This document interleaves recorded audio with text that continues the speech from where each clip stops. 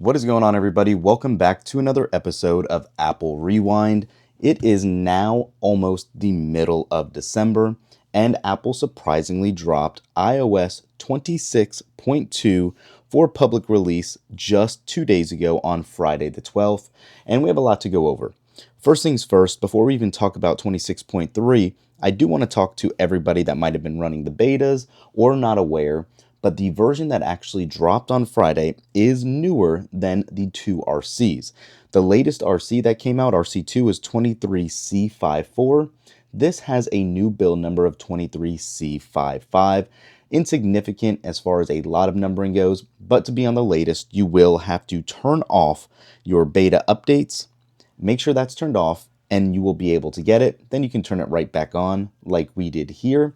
And I will say this actually seems to be working very, very good. Haven't had a lot of issues. Everything's been pretty smooth.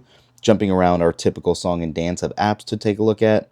It has definitely been very quick, very smooth, and haven't had really any issues with any of these things that comes along with it, including battery life. It has definitely been improved in this build as well.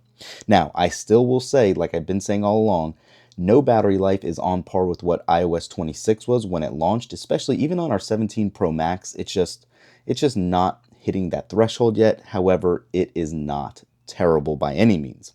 I will say also, even though we did not get any other RCs of watchOS, it has improved as well thanks to the coalition and correlation between iOS and watchOS. Now, one thing we need to talk about, though, is what to expect here in the next coming weeks. With the Christmas holidays coming up, will we get a new beta, or will we be in the middle of next month before we get that? I truly believe, since this beta did drop, or I should say the actual release of 26.2 did drop last week, and we have a full week and a half before Christmas, I do believe we will see 26.3 Beta 1 possibly tomorrow, December 15th. Very cool. I'm excited to see it. There were some leaks about what 26.4 had, which seems like a more significant leap as far as features. But for now, I truly do think we should be getting this on Monday or Tuesday at the latest, and I'm very curious to see what's going to be included.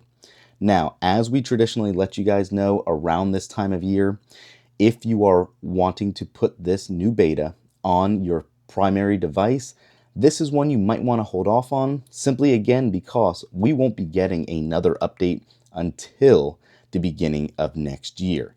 So keep that in mind. We will be on Beta 1 for quite a few weeks, and if there's an issue, then you will be stuck on we'll just say a bad build, so to speak. So definitely not recommended to jump on that bandwagon until the beginning of the year if you're using it on your primary device. Those were really the main stories of the week, guys. Not a lot going on. I really just wanted to kind of talk about 26.3 Beta 1, that cycle, and how this finished off with 26.2 last week.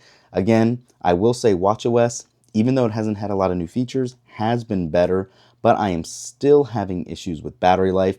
I just personally don't think it's still where it needs to be. You guys got to let me know in the comments below. If you have an Ultra 3 or one of the newer generation Apple Watches, is it what you're imagining and what you have experienced battery life recently? Because I just don't think so. I think there's still opportunity. I think watchOS has kind of fallen by the wayside at Apple. And yeah, we just have a lot of opportunities with watchOS currently. Thanks for watching, guys. We will catch you in the next one. Peace.